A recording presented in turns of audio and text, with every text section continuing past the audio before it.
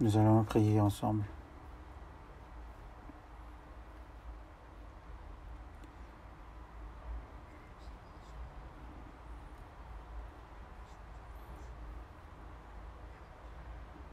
Notre Dieu qui est plein d'amour et de grâce, nous qui étions éloignés de toi à cause de nos péchés et nous qui étions destinés à recevoir le jugement et périr en enfer, par ton grand amour, le Seigneur Jésus-Christ est mort à notre place et par son sacrifice, il nous a sauvés sans aucun retour de notre part et tu nous as établis en tant que tes enfants et tu nous as accordé aussi l'espoir d'aller dans le royaume de Dieu qui est éternel. Et nous te remercions et nous te louons pour toutes ces choses. Et nous qui avons reçu le pardon des péchés, par la grâce du Seigneur, nous sommes réunis pour apprendre ta parole, pour chanter ta louange. Et nous savons qu'à cette heure-ci, il y a aussi le Saint-Esprit qui est avec nous. Et en ces temps qui est proche de la fin, le monde est rempli plus en péché et devient de plus en plus corrompu. Mais nous savons que tu es toujours avec nous et que tu nous protèges. Et par ta parole, par ta vérité, tu nous guides. Et nous te remercions pour cette grâce. Et à cause de l'épidémie qui est à l'échelle mondiale, nous ne pouvons malheureusement prêcher l'évangile librement. Et nous ne pouvons aussi nous réunir librement. Mais aide-nous pour que nous puissions aimer davantage ta parole, de s'efforcer à se réunir.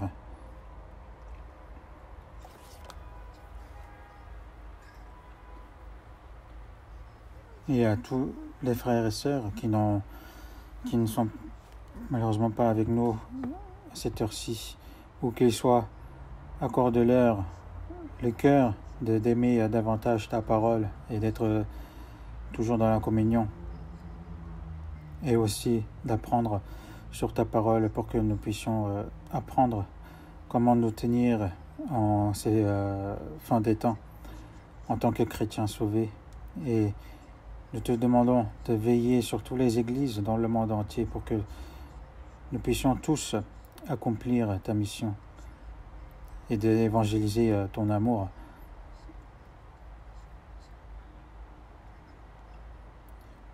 Et de nous aussi à comprendre davantage ta parole à cette heure-ci. Et nous avons prié au nom du Seigneur Jésus. La chorale va nous chanter.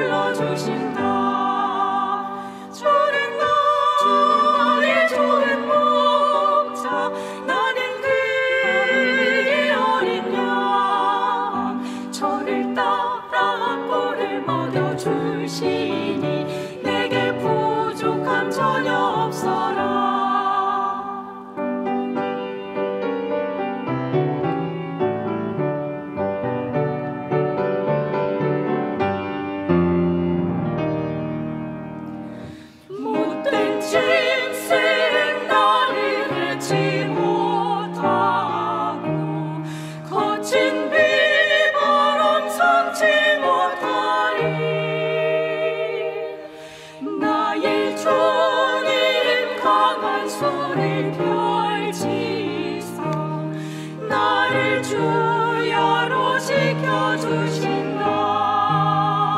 주는 나의 좋은 목자, 나는 그의 어린 양. 저를 따라 꼴을 먹여주시니 내게 부족함 전혀 없어라.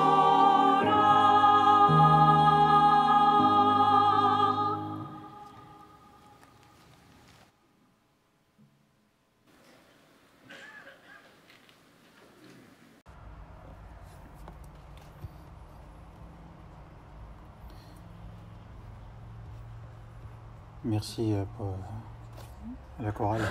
Et nous allons voir dans la Bible, Somme chapitre 2.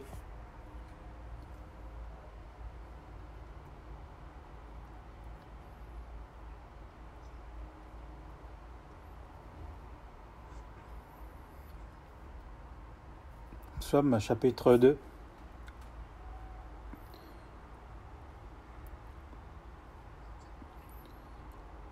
Verset 1 jusqu'au verset 4, je vais vous lire. Pourquoi ce tumulte parmi les nations, ces vaines pensées parmi les peuples? Pourquoi les rois de la terre se soulèvent-ils, et les princes se liguent-ils avec eux contre l'Éternel et contre son nom? Brisons leurs liens, délivrons-nous de leurs chaînes. Celui qui siège dans les cieux rit, le Seigneur se moque d'eux.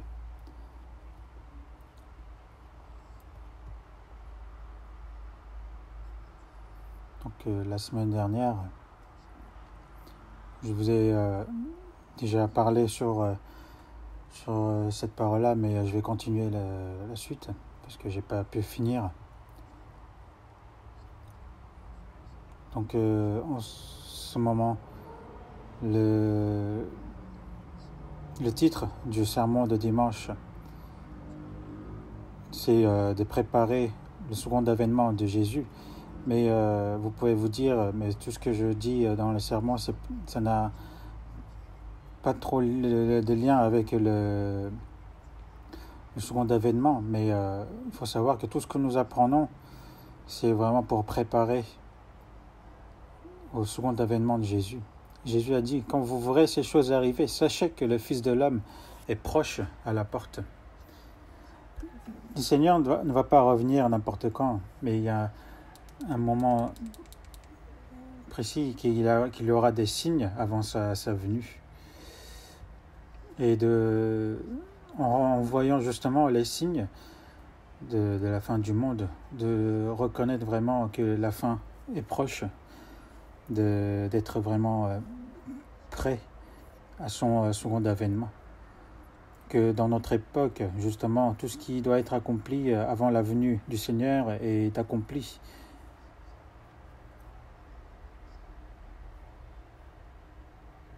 Et non seulement la venue du Seigneur est proche, mais tout ce qui va se passer vers la fin du monde est vraiment en train de se passer à notre époque. Et ainsi d'apprendre comment nous devons nous tenir justement en tant que chrétiens. Et je pense que c'est important pour que nous le sachions. Comme vous le savez, Dieu a créé l'homme selon son image à partir du jardin d'Éden jusqu'au Apocalypse, jusqu'au temps décidé par Dieu. Durant ce temps d'histoire, il y a le but et le plan de Dieu qui est en train de se réaliser. L'histoire est présente justement pour accomplir le plan de Dieu. L'histoire qui est décidée par Dieu, ce qui est important là-dedans, c'est qu'il y a le but et le plan de Dieu dedans. Mais il n'y a pas que Dieu dans cette histoire, mais il y a aussi le diable qui est son ennemi. Depuis le jardin d'Éden jusqu'à la fin des temps, le diable essaye d'empêcher le plan de Dieu essaye de désordonner. Mais il faut savoir que Dieu l'a autorisé à le faire. Adam, dans le jardin d'Éden, Dieu avait placé Adam dans le jardin d'Éden pour le cultiver et pour garder le jardin d'Éden. Et aussi, il lui a dit de ne pas manger l'arbre de la connaissance du bien et le mal. Mais par la tentation du diable, il l'a fait tomber.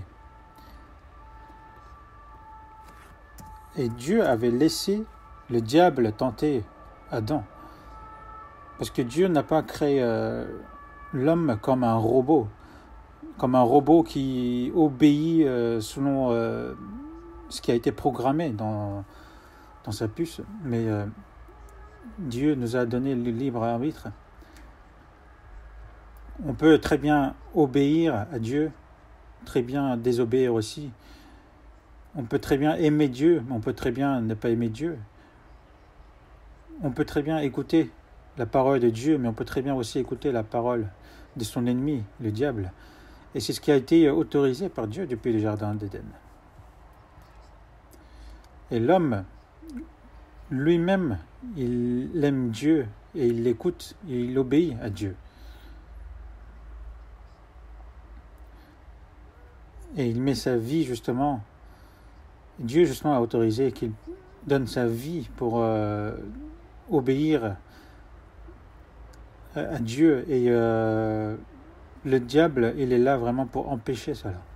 Parce qu'il est là pour empêcher l'œuvre de Dieu.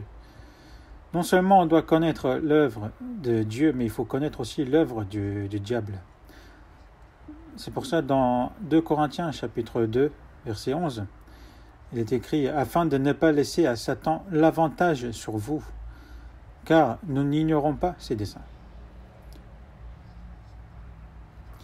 De nos jours, il y a beaucoup de personnes qui nous trompent, des arnaqueurs. Beaucoup se sont fait tromper et ils ont perdu tous leurs biens, perdu tout ce qu'ils avaient. Il y en a même qui se suicident en ayant perdu tous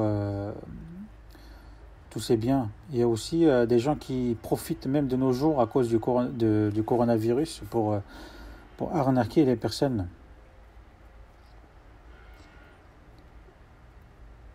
Parce qu'il le fait très intelligemment. Et vous savez aussi que le diable est vraiment intelligent et sage, comme il est dit dans 2 Corinthiens chapitre 11. Et cela n'est pas étonnant puisque Satan lui-même se déguise en ange de lumière. Il y a des diables justement qui se montrent effrayants, comme un animal, comme une bête méchante, mais il dit aussi qu'il apparaît comme un doux brebis. C'est pour ça que les gens sont trompés par le diable. Donc pour ne pas être trompé par le diable, il faut connaître ce que le diable fait. Il faut connaître le mystère du Satan pour que nous puissions justement faire face.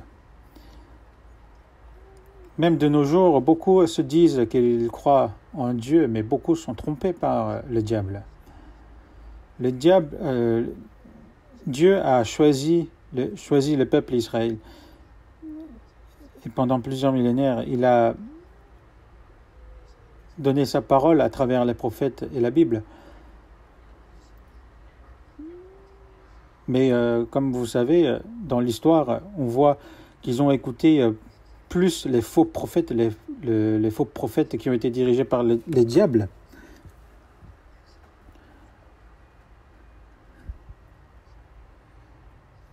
Mais même pendant l'Exode, pendant les 40 années dans le désert, ils désobéissaient à plusieurs reprises à Dieu. Ils voulaient même tuer Moïse et ils ont même créé des idoles.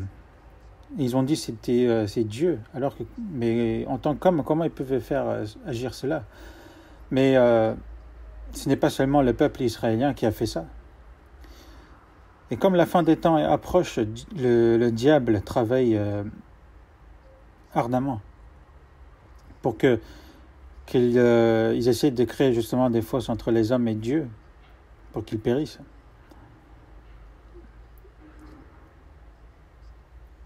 Et justement, le temps de la fin du monde, c'est la période où justement le diable travaille ardemment.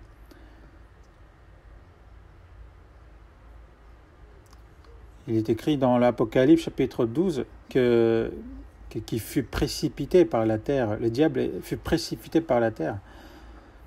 Et qu'il est dit « Malheur à la terre et à la mer, car le diable est descendu vers vous. » Et dans Luc chapitre 10, il est écrit « Jésus leur dit, je voyais Satan tomber du ciel comme un éclair. » Le diable sait clairement qu'il se dirige vers l'enfer. Du coup, il fait le dernier révolte. Comment? Il essaie de tenter les gens de ce monde afin qu'ils ne soient pas sauvés et qu'ils se dirigent aussi, eux aussi, vers l'enfer. Et ils font vraiment par tous leurs moyens.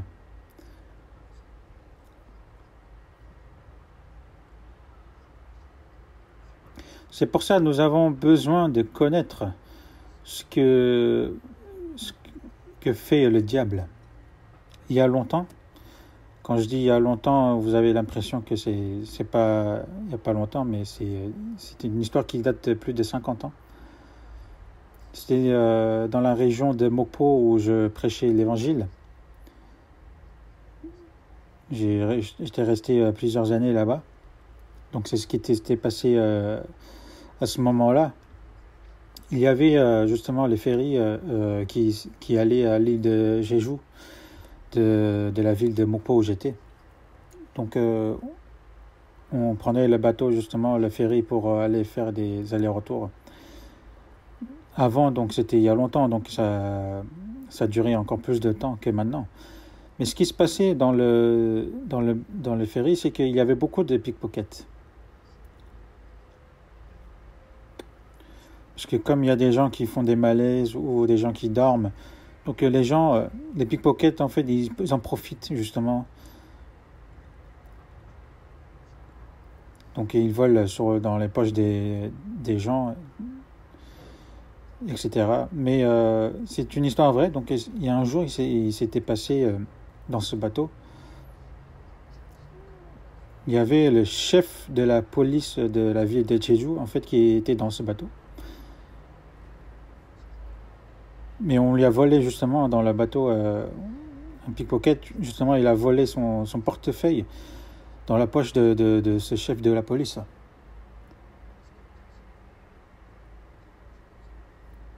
Donc ce chef de la police, il devait vraiment être énervé. Donc dès qu'ils sont arrivés à l'île de Jeju, il a dit personne ne descend et que le pickpocket doit avouer. Il a demandé d'avouer. Mais il a dit aussi, il a promis devant tout le monde, non seulement s'il l'avoue, si le voleur il avoue qu'il a volé, je lui pardonne, mais aussi je lui donnerai un bon travail. Donc il a dit, je le promets. Et vous savez ce qui s'est passé après? Vous ne savez pas. Donc ce pickpocket, justement, il l'a avoué. Donc c'est moi, j'ai volé de votre poche, le chef.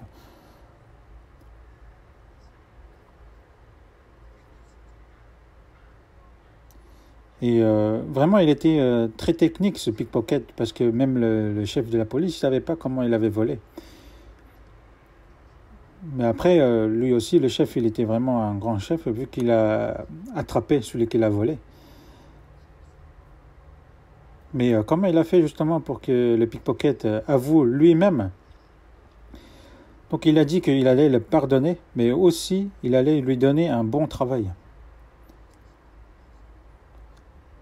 Donc comme il a promis, il a pardonné et il a aussi donné un bon travail. C'était quoi son travail? Parce que ce pickpocket, justement, il était vraiment technique. Donc depuis ce jour-là, dans ce ferry, il conseillait les clients, enseignait les clients à ne pas se faire pickpocketer. C'était ça son travail. Donc depuis ce jour-là, beaucoup ne sont fait plus voler. Donc c'est une histoire assez amusante. C'était amusant, n'est-ce pas?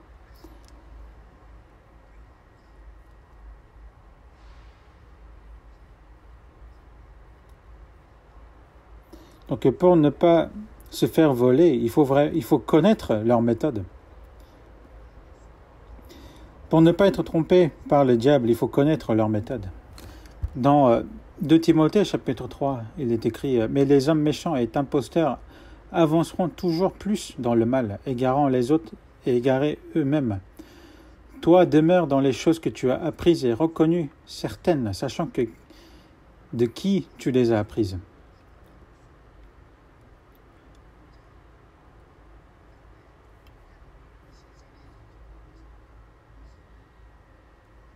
Donc dans ce monde, même si on est trompé, on perd du bien et c'est tout. Mais il faut savoir, si on perd dans la foi, on perd tout. Donc l'apôtre Paul a dit, il est important de ne pas se faire tromper dans la vie, mais il est plus important de ne pas se faire tromper par le diable. Que demeure dans les choses que tu as apprises et reconnues certaines, sachant que de qui tu les as apprises. Si un arbre a enraciné vraiment au fin fond du sol, même s'il y a une tempête, il sera solidement attaché à la terre. Ainsi, un chrétien sauvé qui a son cœur vraiment enraciné dans le Seigneur, il ne sera point troublé.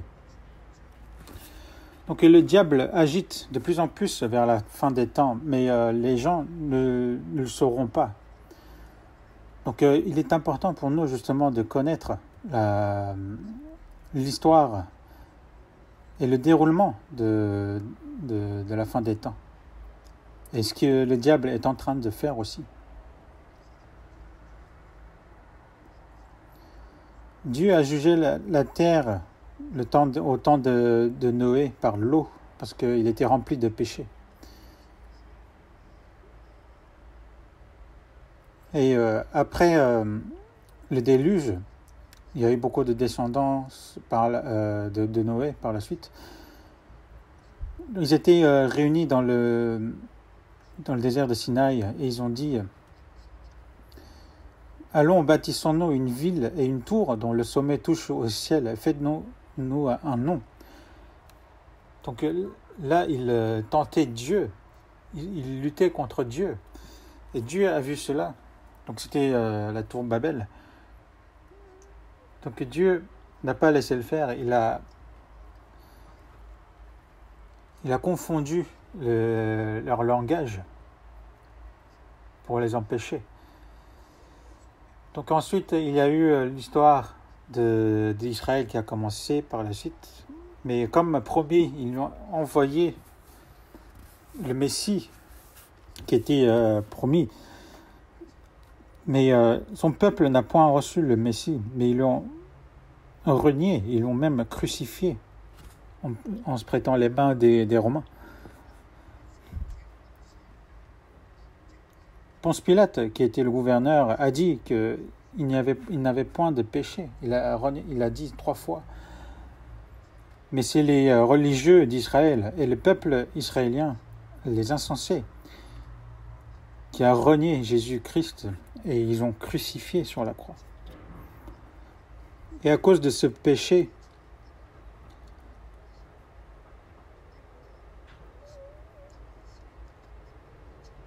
pendant plus de 2000 ans à peu près, qu'ils ont été dispersés dans ce monde. Et ils ont eu justement une histoire vraiment, une des histoires la plus tragique de ce monde. C'était le résultat d'avoir renié Jésus-Christ. Mais vous savez pourquoi ils ont renié, n'est-ce pas? Parce qu'ils ont attendu le Messie. Mais le Messie qu'ils pensaient, qu'ils avaient en tête, c'était celui qui allait gouverner le monde et qui allait vaincre justement l'Empire romain qui les dominait à cette époque. Parce que c'était une promesse qui a été faite dans l'Ancien Testament.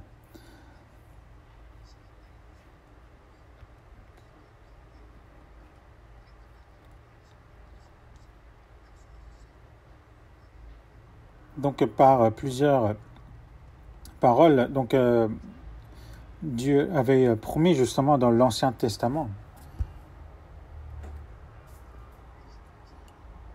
Du coup, le peuple israélien, justement, ils attendaient impatiemment le Messie qui allait venir en tant que roi.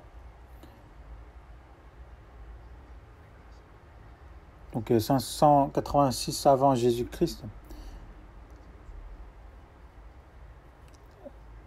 À cause de leur idolâtrie, ils ont été détruits par l'Empire babylonien. Ils ont été déportés au Babylone. Pendant 70 ans, ils ont vécu comme esclaves. Ils sont retournés justement, ils sont revenus en Israël comme ça a été promis. Mais pendant plus de 600 ans, justement, ils ont été vraiment écrasés par d'autres pays. Et leur souhait, c'était vraiment l'indépendance. Donc, ils se disaient, s'il y a vraiment le Messie qui arrive, il va vaincre les Romains pour nous. C'est ça ce qu'ils avaient dans leur tête. Mais ce qu'ils ne savaient pas, c'est que le but de Dieu, ce n'était pas de les vaincre contre les Romains, mais de créer un royaume puissant dans ce monde. Mais que tout ce qui était corrompu à cause du péché, qui était sous l'emprise du diable, qui sont destinés justement à périr en enfer. Donc le but de Dieu, c'était de leur redonner justement la vie pour qu'ils puissent aller dans le royaume de Dieu qui est éternel. C'est ça qu'il voulait donner. Son but n'était pas de créer un royaume puissant dans ce monde. C'était pour pardonner les péchés de l'humanité qu'il est venu sur cette terre. Du coup, il a dit qu'il allait rétablir l'Israël vers la fin des temps. Et il y aura aussi le royaume millénaire qui sera dirigé par le Seigneur Jésus. Et c'est ça le but. C'était ça le but de Dieu.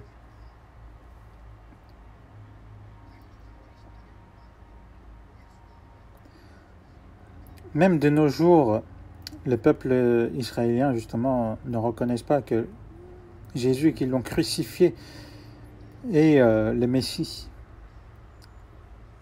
Et ils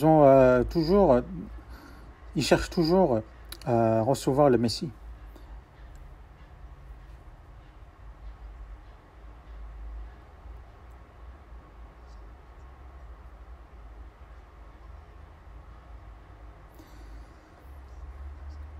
Même pendant la Deuxième Guerre mondiale, il y a eu plus de 6 millions de morts.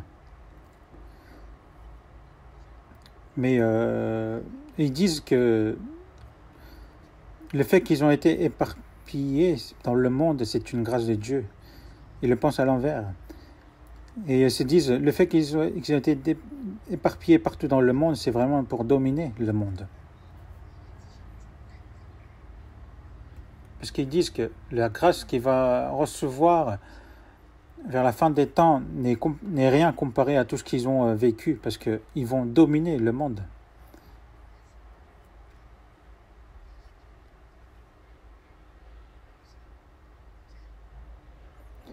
Et que ce que Jésus n'a pas fait dans ce monde, qu'ils allaient le faire par eux-mêmes.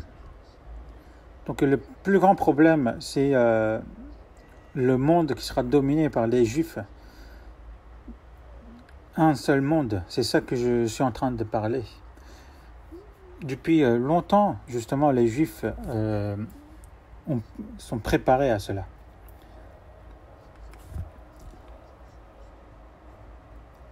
Donc, en 1873, il y a eu le premier congrès justement pour les protocoles des leaders de Sion.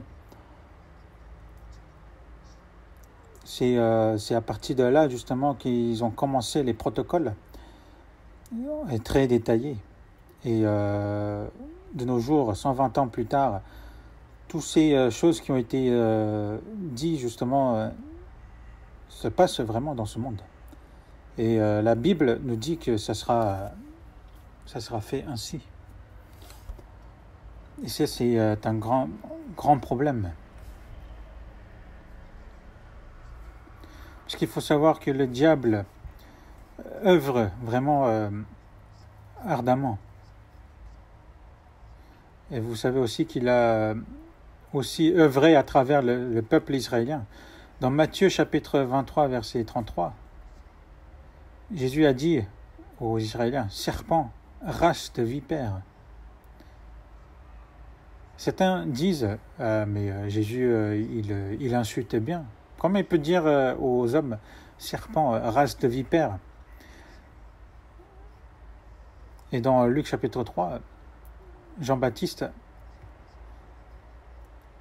en voyant justement les pharisiens et les scribes qui venaient vers lui, il lui a dit aussi, race de vipère, qui vous a appris à fuir la colère à venir? Et qu'ils allaient recevoir la colère de Dieu. Mais Jésus a dit la même chose aussi. Mais il faut savoir, ce n'est pas une insulte. Jésus a demandé le nom de celui qui a été possédé par le diable. Il ne demandait pas d'où il venait. Il demandait justement au diable qui était dans l'homme. Et qui disait qu'ils étaient légions comme nom, car ils sont plusieurs. J'ai déjà rencontré une personne qui était possédée. C'était une dame, donc une mère d'une sœur.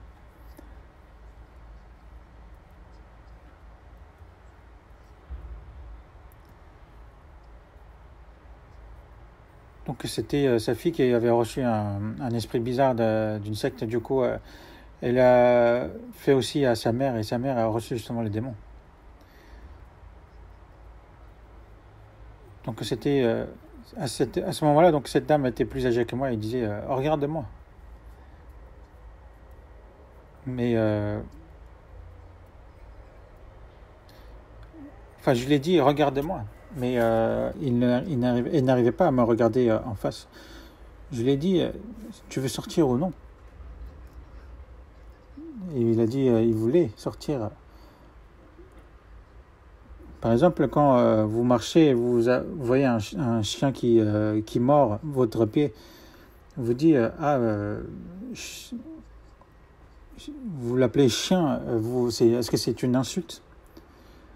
Parce que dans les religieux d'Israël étaient remplis de diables. Dans Jean chapitre verset 44, il est écrit, vous avez pour père le diable et vous voulez accomplir les désirs de votre père. Parce qu'en eux, ils avaient le diable et ils voulaient accomplir les désirs du diable. Et le diable, vers la fin des temps, part à travers l'Israël, il va œuvrer.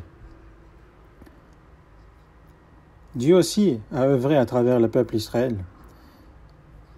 Et le diable va aussi le faire à travers le peuple Israël. Dieu œuvre à travers l'homme et le diable aussi. Donc une fois que l'évangile sera propagé dans le monde entier, le peuple israélien sera rétabli. Ensuite, il y aura le second avènement de Jésus. Il va prendre tous les chrétiens sauvés. Il y aura les 7 ans de tribulation dans ce monde. Et pendant les premiers 3 ans et demi, il y aura les 144 000 juifs qui seront sauvés. Et il y aura justement le 3e temple de Dieu qui sera construit à Jérusalem. Parce qu'il est marqué dans 2 Thessaloniciens chapitre 2 verset 4, comme quoi si le temple sera construit, il y aura jusqu'à s'asseoir dans le temple de Dieu, se proclamant lui-même Dieu.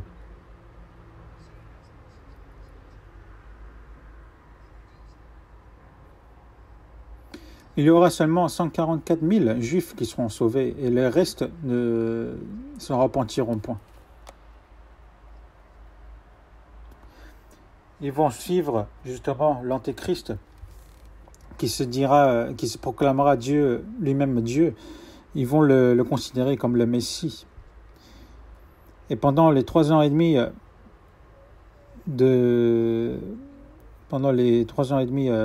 d'après, justement, il va diriger ce monde par sa grande puissance. Il est dit dans Apocalypse chapitre 13, le dragon lui donna sa puissance, son trône et une grande autorité. Comme il reçoit l'autorité du diable, ce sera vraiment immense. Et on peut dire que dans ce monde actuel, justement, la scène est déjà prête pour recevoir l'Antéchrist. Que j'ai vraiment hésité à comment vous en parler de cela, parce que c'est assez choquant et pour certains c'est effrayant. Mais il faut vraiment le connaître.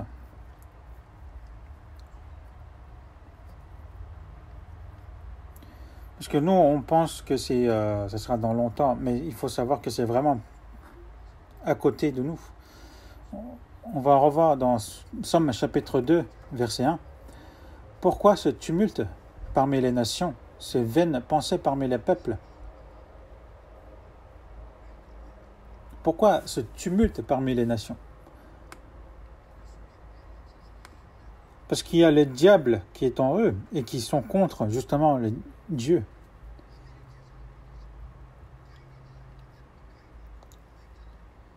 Quand Dieu a reçu le sacrifice d'Abel et quand il n'a pas reçu le sacrifice de Caïn, Caïn était devenu en colère. Et il a tué son frère Abel.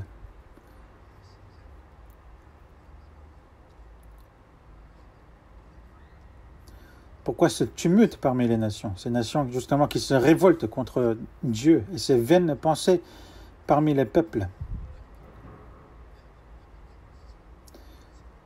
Donc ils reconstruisent justement nouveau tour à Babel. Alors que les hommes qui ne sont rien face à la puissance de Dieu, ils ont justement ces pensées, ces vaines pensées. Et pourquoi les rois de la terre se soulèvent-ils et les princes se liguent-ils avec eux contre l'Éternel, contre son toit? Ils vont se dire justement, construisons un seul monde. Parce que si on continue ainsi, l'économie va s'effondrer, qu'il y aura la guerre nucléaire. Donc, construisons un seul monde. Unissons. Ainsi, il n'y aura plus de risque de guerre nucléaire. Et au lieu de dépenser pour la guerre, si on dépense justement pour l'économie, tout le monde vivra mieux. Donc, beaucoup vont se dire, oui, vous avez raison, et ils vont suivre. Et c'est le diable qui va œuvrer derrière tout ça. Ces vaines pensées. Et pourquoi les rois de la terre se soulèveront-ils et les princes se liguent-ils avec eux contre l'Éternel et contre son oint? Ils renient justement la souveraineté de Dieu.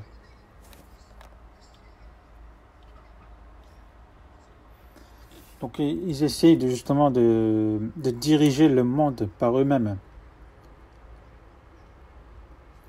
Et les princes se liguent-ils avec eux contre l'Éternel et contre son oint? Le livre de Somme a été écrit 1000 ans avant Jésus-Christ par le roi David.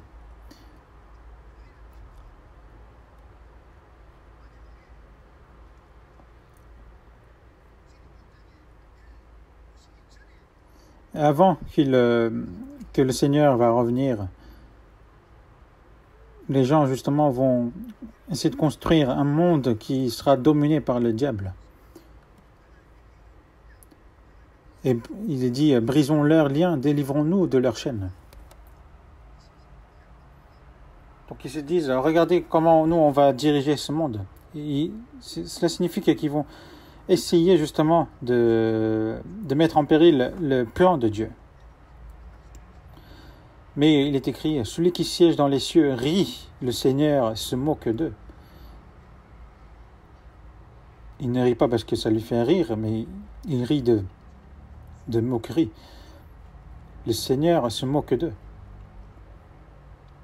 Donc qu'est-ce qui va se passer? Donc avant de parler justement, on va parler de ce qui se passe vraiment dans ce monde actuel. Dans 1 Jean chapitre 5 verset 19, nous savons que nous sommes de Dieu et que le monde entier est sous la puissance du malin.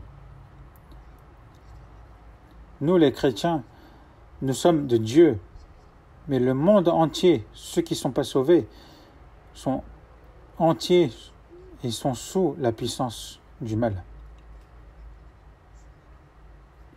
Donc eux, qu'est-ce qu'ils font?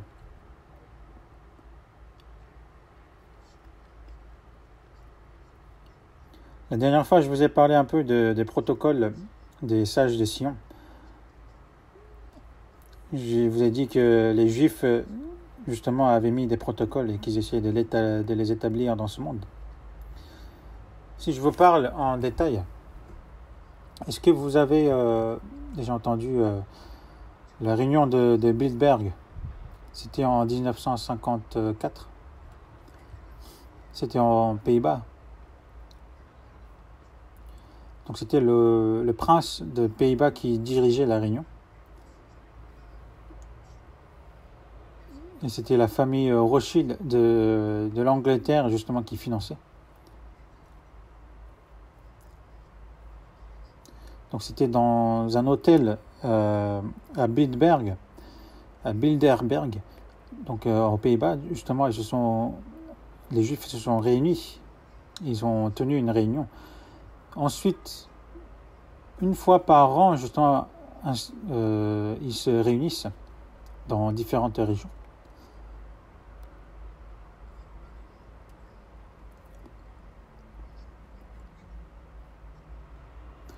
Donc la plupart, c'était des politiciens, des économistes, des personnes qui travaillent dans les médias, des personnes importantes, les élites. Donc à peu près 120, 150 personnes qui étaient des élites dans ces domaines, qui se sont réunis secrètement. Et quand on leur posait la question, qu'est-ce que vous faisiez? Donc ils disent, non, on est d'un groupe de silence. Mais tout ce qui était dit dans la réunion, c'était tenu secret.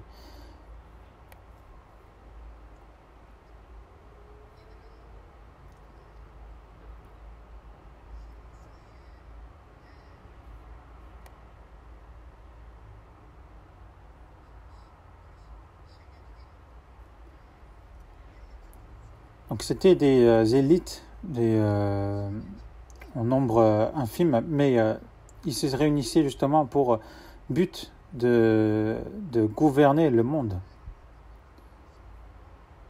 pour établir justement un seul gouvernement du monde. Et c'était les membres principaux justement, et ils ont continué à le faire jusqu'à maintenant, et je pense que leur plan est déjà mis au point. Donc il y a ça, il y a aussi les francs-maçons et les Illuminati que je vous ai parlé.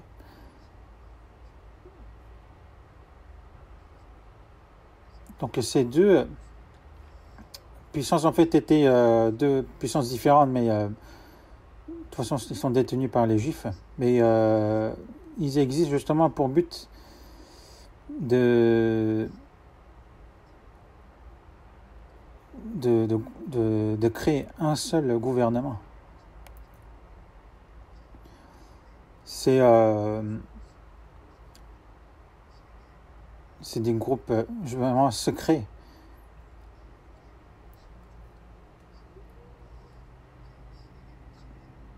Ce sont des loges secrètes qui veut vraiment diriger le monde. Et dans les membres justement du franc-maçon, on ne connaît pas exactement le nombre, mais apparemment il y aurait à peu près 5 millions de personnes qui sont inscrits au franc-maçon, que ce soit les politiciens, les religieux, les économistes ou même des militaires dans plusieurs domaines. Et ils se réunissent. Et ils établissent des plans vraiment incroyables. C'est pour but justement de diriger le monde. On va voir dans Apocalypse chapitre 2.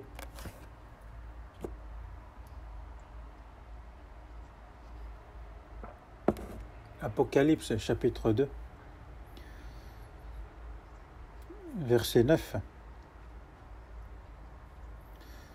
Apocalypse chapitre 2, verset 9.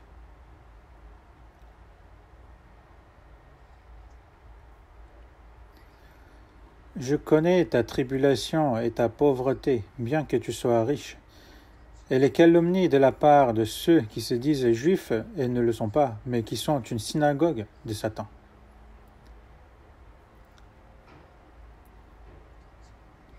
Ceux qui se disent juifs.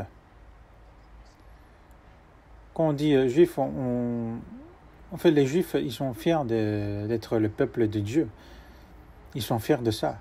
Mais ils ne le sont pas, mais qui sont une synagogue de Satan. Ils sont juifs de l'extérieur, mais ils sont une synagogue de Satan. On va voir dans le chapitre 3, verset 9. Chapitre 3, verset 9. Voici, je te donne de ceux de la synagogue de Satan qui se disent juifs et ne le sont pas, mais qui mentent. Voici, je les ferai venir se prosterner à tes pieds et connaître que je t'ai aimé. La synagogue de Satan, qui se disent juifs et ne le sont pas, mais qui mentent. Le diable, Satan est un menteur. Et Satan, qu'est-ce qu'il va faire? À travers les hommes, il va établir les plans.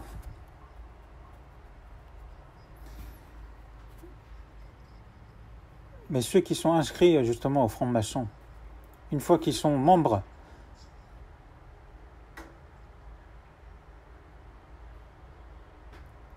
justement, les francs-maçons aident pour qu'ils aient une certaine position dans ce monde. Si, par exemple, ils font des affaires, ils font en sorte qu'ils réussissent dans les affaires.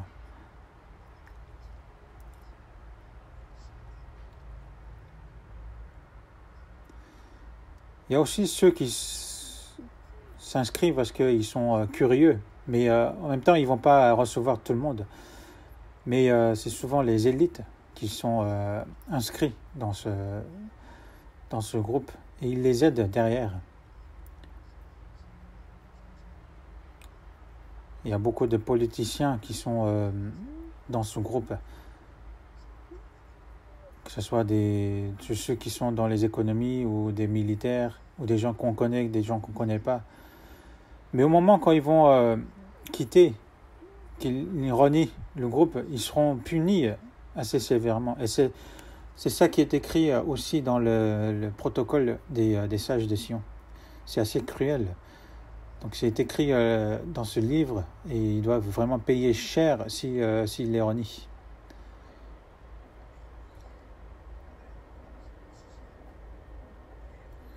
C'est dans le secret justement qu'ils dirigent tout ça et qu'ils les aident.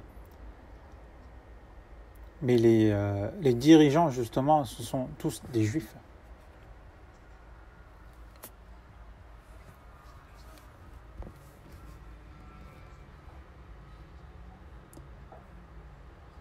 Il est fait en sorte que même les membres ne se connaissent pas, à part les dirigeants.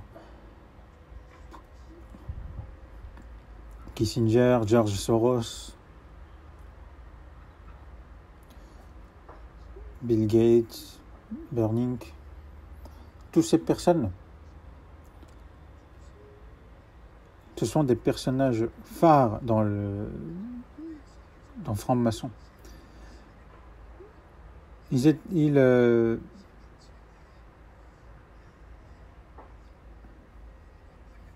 Donc ils ont justement cette puissance, l'argent et la puissance pour créer un monde et qui dirigent le monde dans le secret. Et ce sont des membres secrets justement de ce...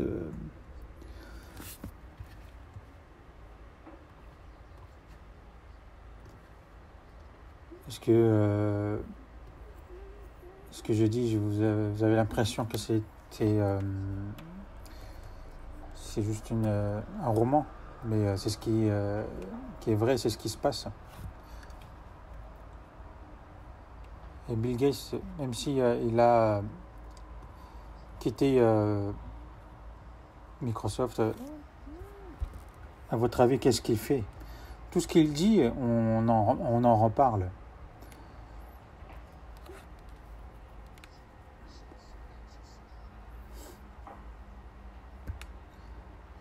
Et justement, ils disent qu'il y aura de nouvelles règles, règles établies qui seront mises en place pour diriger ce monde.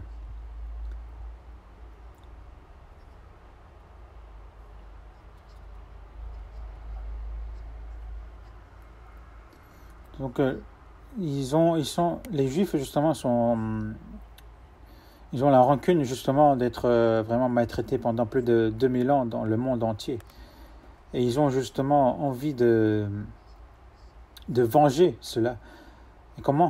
C'est de créer un seul monde, un seul gouvernement où ce sont les Juifs qui dirigeront.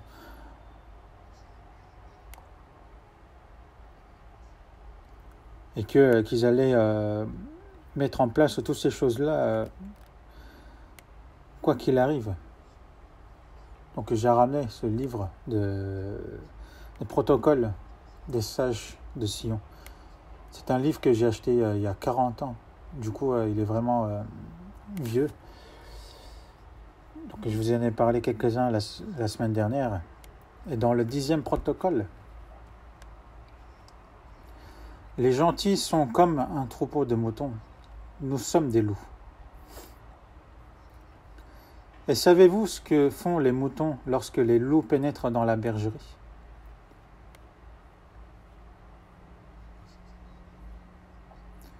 Donc les gentils, ce sont les païens, et qui sont des moutons. Et eux, ce sont des loups. Ça, c'est dans le 10e protocole. Ils ferment les yeux. Les loups vont manger les moutons, donc eux, ils ne peuvent rien faire, ils ferment les yeux. Nous les amènerons à faire de même, car nous leur permettrons de leur rendre toute leur liberté, après avoir asservi tous les ennemis du monde, et obtenu la soumission de tous les partis.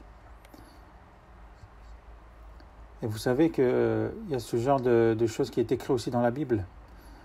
On va voir dans Michée, dans l'Ancien Testament, Michée, chapitre 5.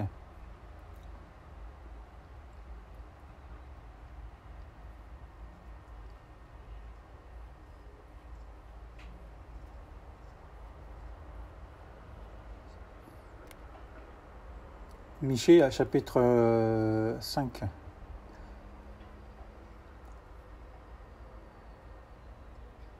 Verset 7. Michée, chapitre 5, verset 7. Le reste de Jacob sera parmi les nations, au milieu des peuples nombreux, comme un lion parmi les bêtes de la forêt, comme un lionceau parmi les troupeaux de brebis. Lorsqu'il passe, il foule et déchire, et personne ne délivre. Que ta main se lève sur tes adversaires et que tous tes ennemis soient exterminés.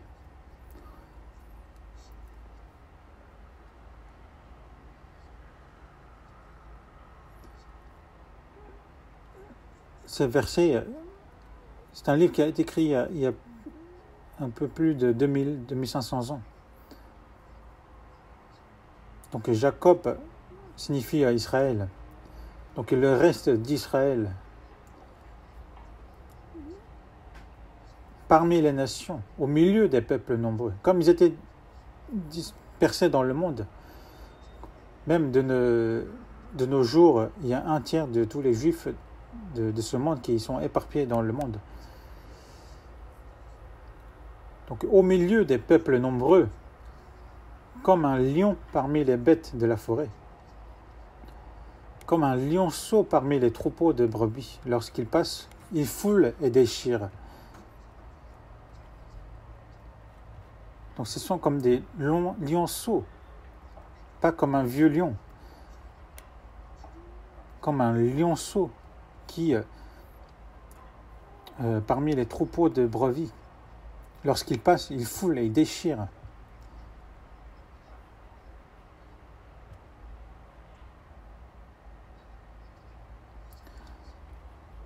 Et personne ne délivre. Que ta main se lève sur tes adversaires et que tous tes ennemis soient exterminés.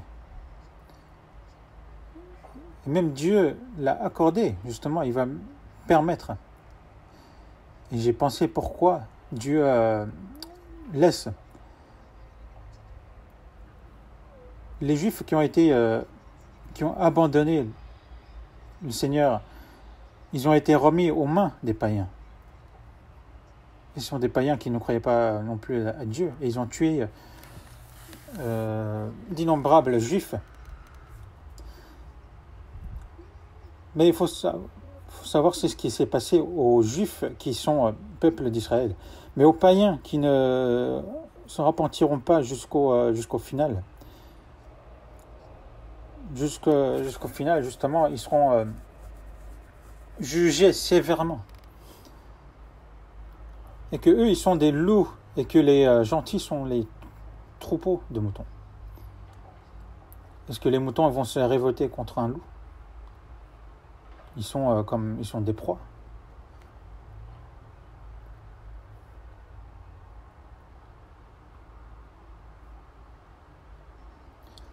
C'est ce qui a servi de base à notre organisation de maçonnerie secrète.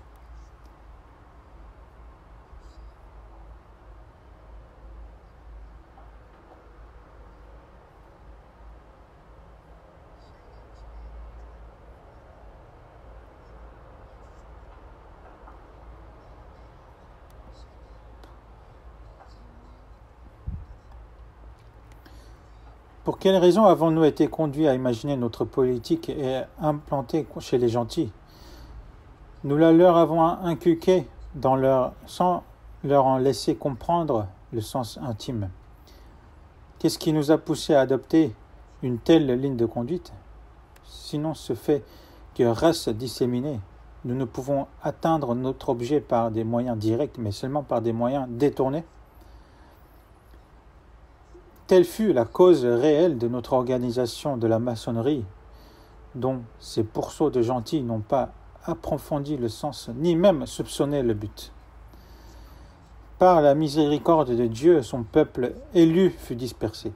Et cette dispersion, qui parut au monde comme notre faiblesse, a constitué toute notre puissance, laquelle nous a conduits au seuil de la souveraineté universelle. Il nous reste peu de choses à ajouter à ces fondations pour atteindre notre but.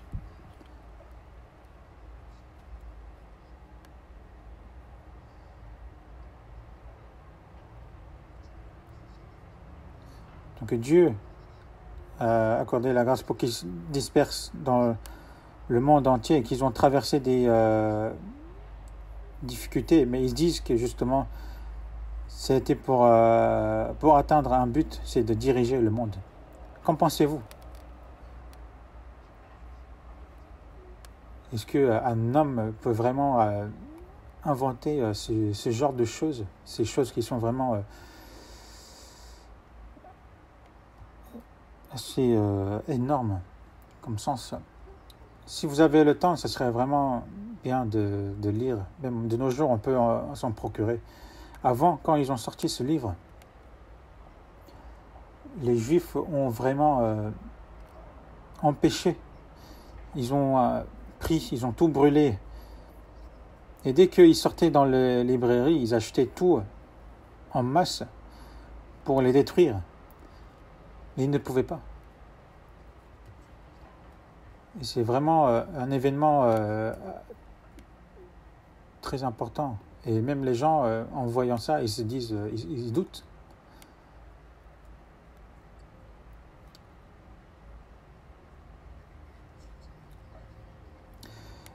Et pour les empêcher de se découvrir une nouvelle ligne de conduite en politique, nous les distrairons également par toutes sortes de divertissements. Jeux, passe-temps, passions, maisons publiques. Nous allons bientôt lancer des annonces dans les journaux, invitant le peuple à prendre part à des concours de tout genre, artistiques, sportifs, etc. Ces nouveaux divertissements distrairont définitivement l'esprit public des questions qui pourraient nous mettre en conflit avec la populace. Comme le peuple perdra graduellement le don de penser par lui-même, il hurlera avec nous, pour cette raison bien simple que nous serons les seuls membres de la société à même d'avancer des idées nouvelles. Donc, qu'est-ce que cela signifie? Qu'ils vont enlever les pensées des païens, c'est-à-dire ils vont les faire devenir comme des idiots. Il y a justement ce protocole de 3S des Juifs. Il y a le sport, screen, l'écran, ensuite le sexe. Premier, donc c'est screen, c'est l'écran.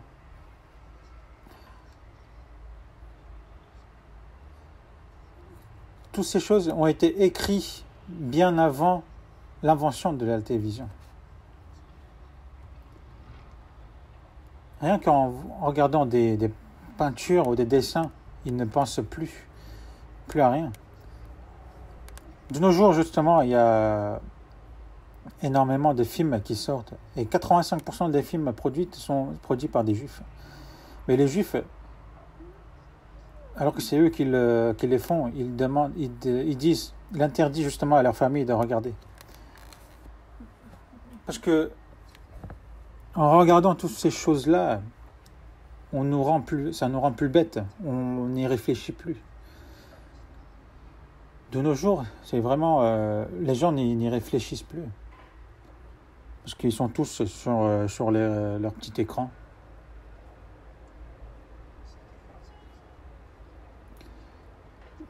Du coup, dans les entreprises qui développent, ils s'inquiètent parce que les gens n'y réfléchissent plus. Du coup, ils confisquent les téléphones pendant leur travail. Et ainsi, justement, ils voyaient des progrès. Ils continuaient à inventer les choses parce que les gens sont beaucoup moins créatifs avec toutes ces choses-là. Donc, et ensuite, le sport. L'industrie du sport vraiment rend fou les gens. Alors qu'eux, ils ne font pas du sport. Les gens deviennent fous du foot, par exemple. Il y a des personnes qui ont crié but et ils sont morts d'une crise cardiaque. Il y a aussi l'industrie du sexe pour corrompre les hommes. Alors que c'est eux qui ont créé tout cela, eux, ils font leur travail. Et toutes ces choses-là sont écrites dans ce livre.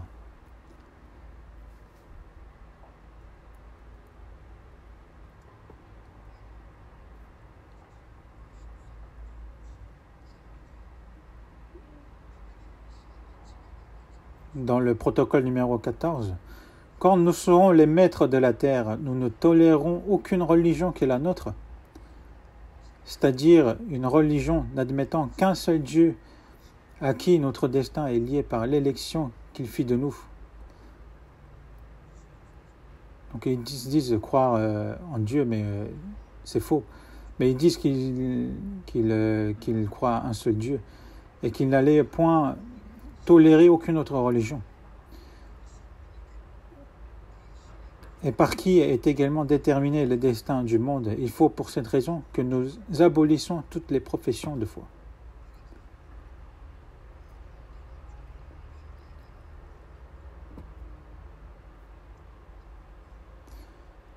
Il y a ce genre de contenu aussi. Et ces gens-là détestent le plus le christianisme.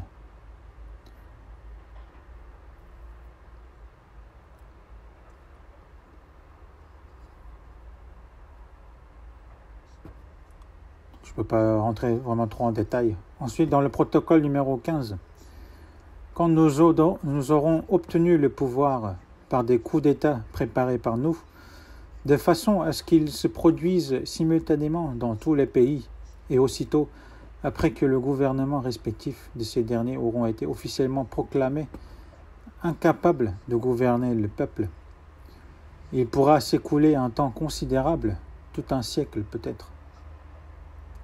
Ça, c'est ça a été écrit il y a 120 ans. Le siècle est passé déjà.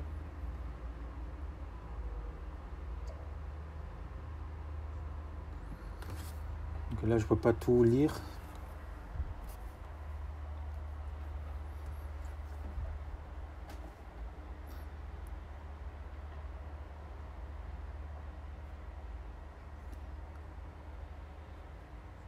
Ensuite, nous centraliserons toutes ces loges sous une direction unique, connue de nous seuls et constituée par nos sages.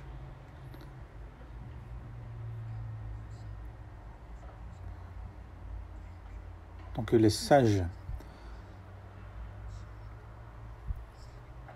ces loges auront également leurs propres représentants afin de masquer les véritables dirigeants, et ces dirigeants auront seuls le droit de désigner les orateurs et de tracer l'ordre du jour.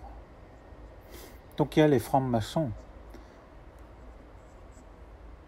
Donc il y a les dirigeants qui sont en nombre minime. Et il y a aussi, si le monde entier en est bouleversé, c'est qu'il nous était nécessaire de le bouleverser ainsi afin de détruire sa trop grande solidité. Si au milieu de ce bouleversement, donc en fait c'est pour bouleverser le monde qu'ils bouleversent ainsi pour détruire leur grande solidité.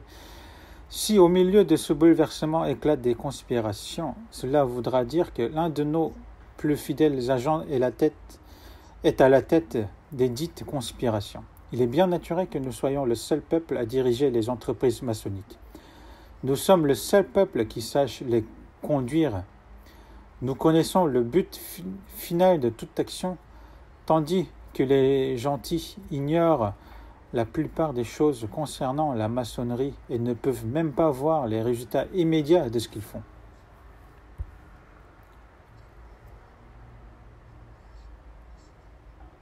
Généralement, ils ne le pensent qu'aux avantages immédiats du moment et sont contents si leur orgueil est satisfait par l'accomplissement de leurs intentions.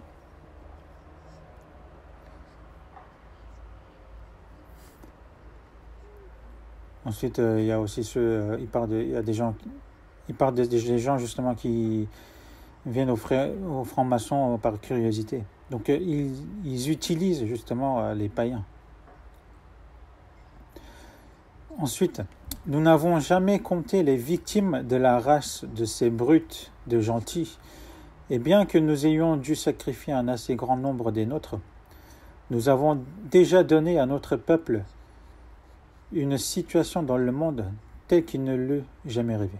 Quand il parle sacrifier un assez grand nombre des nôtres, donc c'est les Juifs,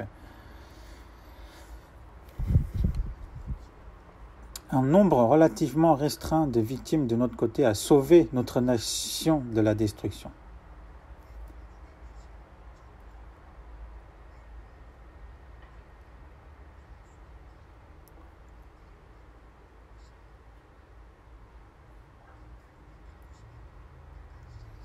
Donc même s'il y a eu les sacrifices qui sont infimes par rapport à ce qu'ils vont recevoir,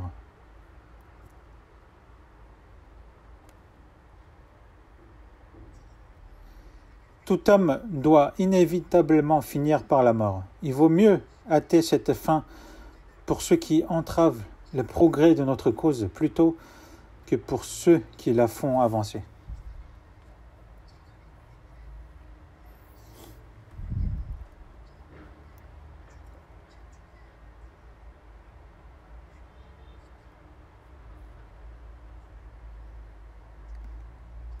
Qu'est-ce que cela signifie? Que tout homme doit mourir?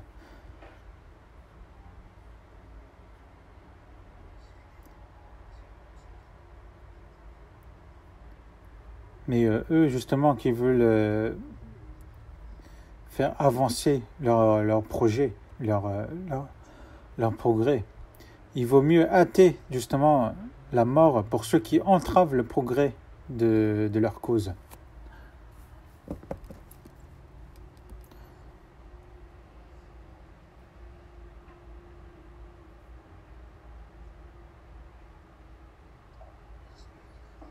Le jour où le roi d'Israël posera sur sa tête sacrée la couronne que lui offrira l'Europe entière, il deviendra le patriarche du monde.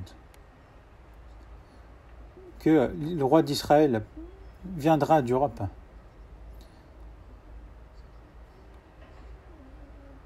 Posera sur sa tête sacrée la couronne que lui offrira l'Europe entière. Dans l'Apocalypse, on parle justement de la puissance de l'Antéchrist. Il disait qu'il a 10 cornes, il a 10 têtes. Ça parle de la puissance d'Europe. Et nous devons vraiment faire attention justement à la puissance d'Europe. Et c'est où l'Europe? C'est là où plus de 6 millions de Juifs ont été massacrés. Et c'est là où ils ont été massacrés qui veulent rebâtir leur puissance. De toute façon, ils maintiennent l'économie, ils maintiennent tout, la puissance.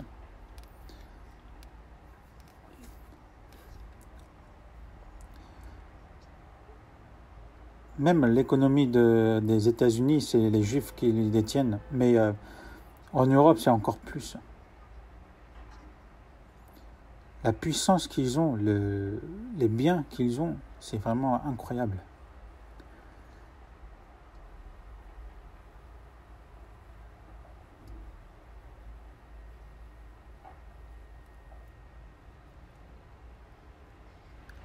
Notre souverain sera en communication constante avec le peuple.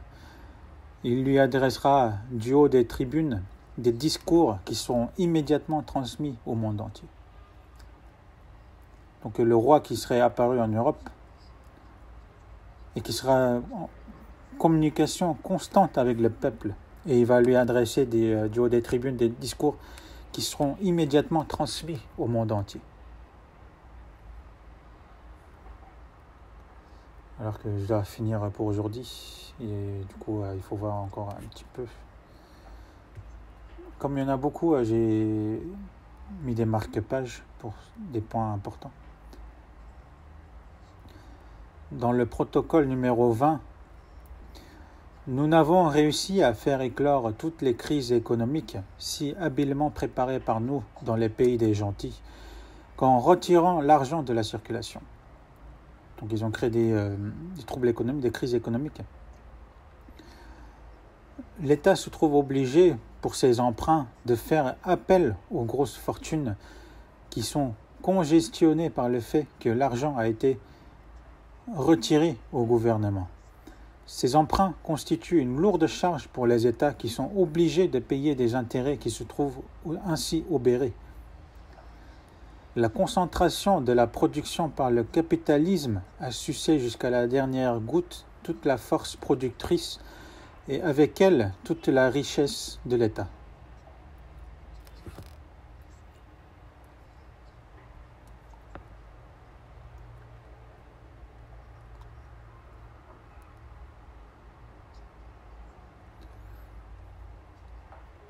Donc ils vont avoir la concentration de production, de capitalisme Et aussi, il faut que l'émission de la monnaie courante corresponde à l'importance de la population.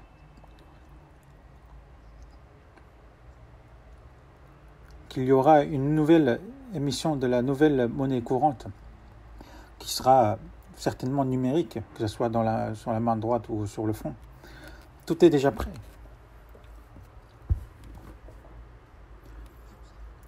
Et aussi le numéro 23, protocole numéro 23.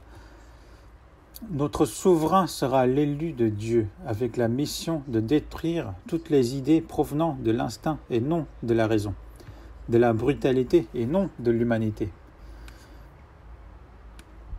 De telles idées ont détruit toutes les organisations sociales, préparant ainsi le règne du roi d'Israël. Mais leur rôle sera fini lorsque commencera le règne de notre souverain. C'est alors qu'il faudra les balayer pour purifier de toute souillure le chemin de notre roi. Priez Dieu et courbez-vous devant celui qui est marqué du sceau des prédestinés et dont Dieu lui-même guide l'étoile, afin que nul autre que lui ne puisse libérer l'humanité de tout péché.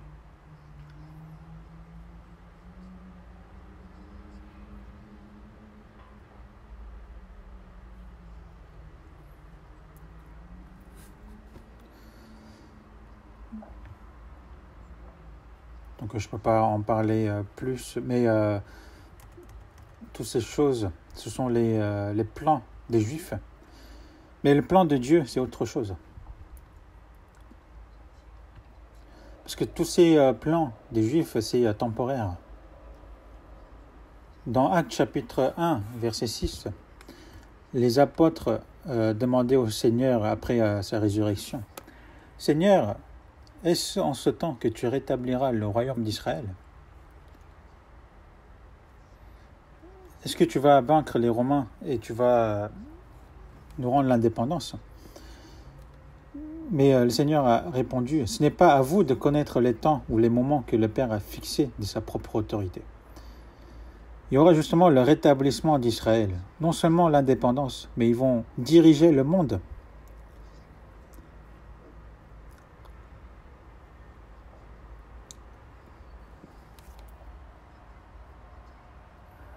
Mais que ce n'est pas à vous de connaître les temps ou les moments que le Père a fixés de sa propre autorité.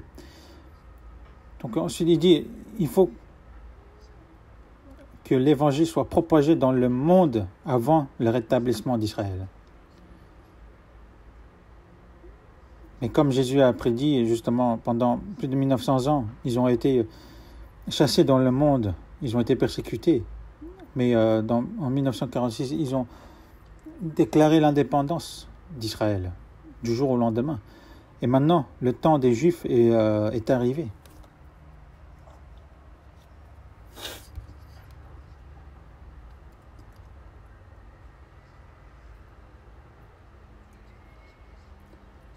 Mais avant son ascension, pendant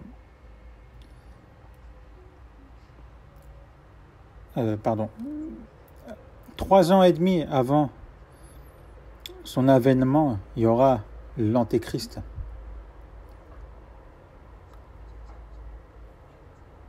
Et pendant ces 3 ans et demi, justement, il y aura le temple, le 3e temple qui sera bâti. Et pendant 3 ans et demi, il régnera sur le monde, l'Antéchrist. Et ensuite, Dieu va juger ce monde. Dans Luc chapitre 4, verset 5, quand Jésus a été tenté dans le désert, le diable s'est apparu devant lui, en montrant tous les royaumes de la terre.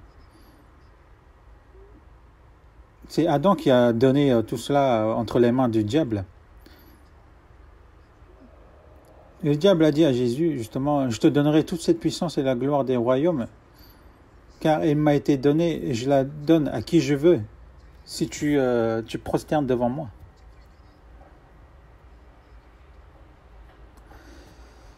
Et l'Antéchrist sera issu par la puissance du diable. On va voir dans Apocalypse chapitre 13.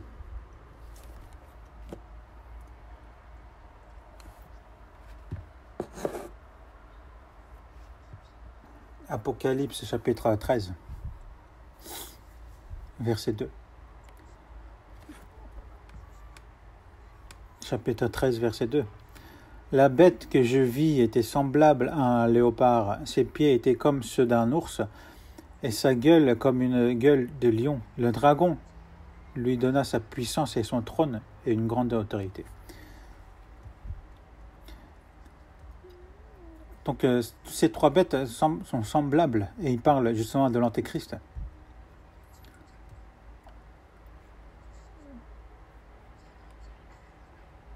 Qu'il est cruel comme un ours, solide comme le lion, mais le dragon lui donna sa puissance et son trône et une grande autorité. Le dragon qui est le diable, donc celui qui sera issu du diable avec toute sa puissance, il sera vraiment puissant. Et c'est l'Antéchrist. Et dans le verset 3, « Et je vis l'une de ses têtes comme blessée à mort, mais sa blessure mortelle fut guérie. » Jésus, après sa mort, après avoir ressuscité, l'évangile s'est propagé dans ce monde. Et je ne sais pas si il sera assassiné ou autre, mais tout le monde le croyait mort, mais il sera guéri et tout le monde va le suivre. Et dans le verset 4, « Et ils adorèrent le dragon parce qu'il avait donné l'autorité à la bête. » C'est le dragon, le diable, qui va donner l'autorité. Ils adorèrent la bête, donc à Satan. Dans le verset 5, « Et il lui fut donné une bouche qui proférait des paroles arrogantes et des blasphèmes. »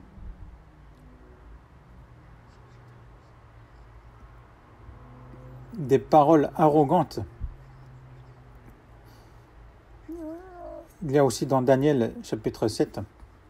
Donc c'est celui qui va se proclamer qu'il est le Dieu lui-même, qui va diriger le monde, qui va donner la paix dans ce monde. C'est ça les paroles arrogantes. C'est ça les paroles arrogantes quand il dit « Je suis le Dieu ». Et pendant 3 ans, donc 42 mois, c'est 3 ans et demi, Jésus aussi a fait son ministère pendant 3 ans et demi. Donc il va agir pendant 42 mois.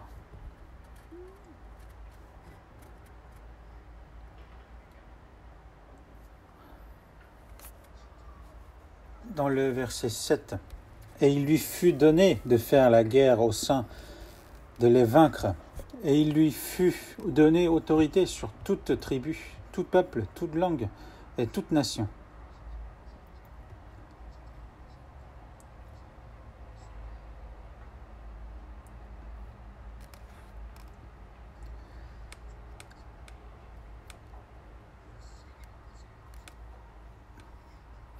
Et tous les habitants de la terre l'adorent, ce dont le nom n'a pas été écrit dès la fondation du monde dans le livre de vie de l'agneau qui a été immolé. Donc c'est le diable, Satan, qui va diriger.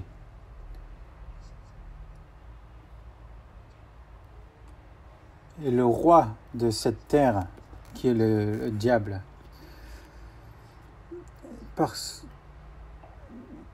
Donc cet antéchrist, derrière lui, il y aura justement le Satan, qui lui aura donné l'autorité. Comme il est écrit dans le verset 8, « Et tous les habitants de la terre l'adoreront, ceux dont le nom n'a pas été écrit dès la fondation du monde dans le livre de vie de l'agneau qui a été immolé. » Donc ceux qui ne sont pas sauvés, ils vont prosterner, ils vont adorer justement diable. Et qu'est-ce qui va leur arriver s'ils adorent le diable? Ben, ça sera l'enfer. Verset 15. « Et il lui fut donné d'animer l'image de la bête, afin que l'image de la bête parlât, et qu'elle fit que tous ceux qui l'adoreraient par l'image de la bête fussent tués. »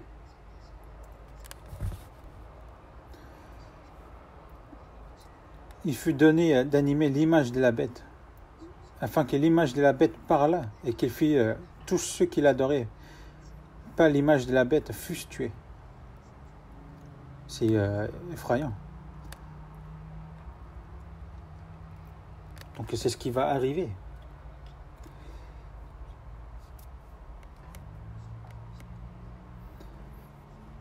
Mais le problème, c'est que cela va se passer vraiment bientôt de notre époque.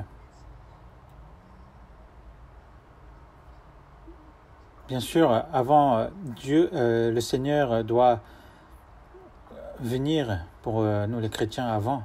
Mais cela signifie que c'est vraiment proche. Son avènement est proche. Dans le verset 16, « Et il fit que tous, petits et grands, riches et pauvres, libres et esclaves, reçussent une marque sur leur main droite ou sur leur front, et que personne ne peut acheter ni vendre sans avoir la marque, le nom de la bête ou le nombre de son nom. »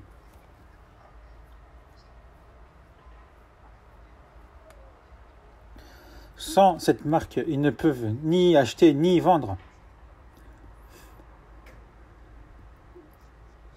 Et que tous ceux qui n'adorent pas la bête fussent tués. Même de nos jours, nous n'avons vraiment plus besoin d'espèces. Même la carte, on n'aura plus besoin. Donc j'ai vu dans les journaux, il n'y a pas très longtemps, quand on prend l'avion,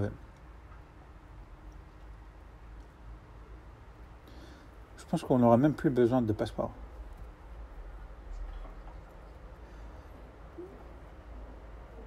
À l'immigration dans l'aéroport,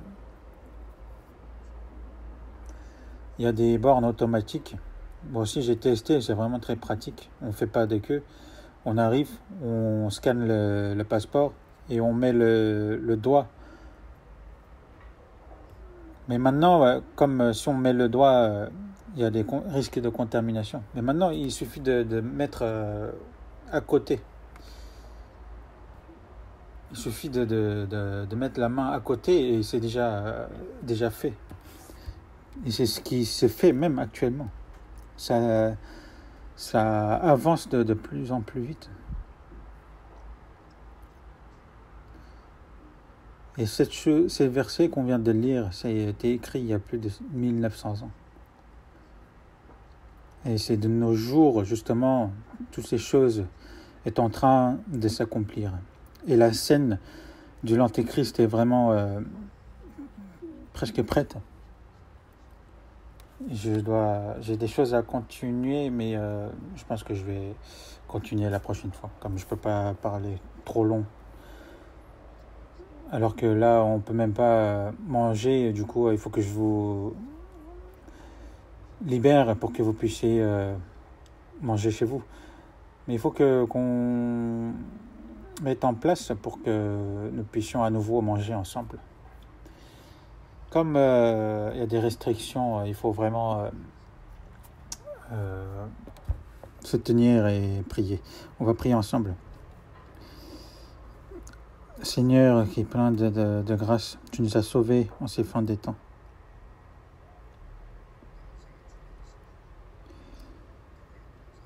Et le reste de notre vie, nous voulons servir toi, Seigneur, et nous voulons servir au sein de ton Église.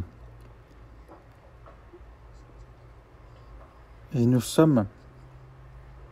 avons vu et nous avons appris que tous ces signes qui se passera avant ton avènement sont en train de passer. Et ainsi, aide-nous à comprendre, à apprendre justement comment nous devons être dans ces temps, des fins des temps. Et attiens-nous aussi par ta parole et qu'aucun ne se perde aussi.